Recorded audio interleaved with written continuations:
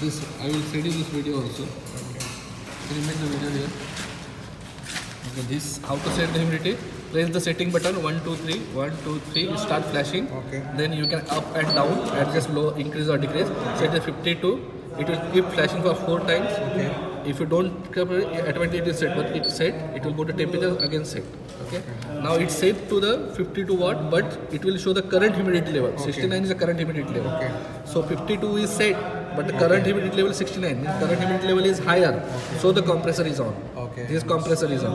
If the current humidity is goes to the 52 set point or plus minus 3% RH, it will compressor will switch off, and the fan will also switch off. Okay. എന്നിട്ട് പിന്നെ എപ്പോഴാണ് restart ചെയ്യുന്നത്? അത് എപ്പോഴാണ് ഇത് കുറയുന്നത് ഓട്ടോമാറ്റിക്കായിട്ട് on അല്ല ആയിക്കോട്ടെ പിന്നെ കൂടണ്ടേ? 50 ഓഫായി. സെറ്റ് ചെയ്തത് समझा? हाँ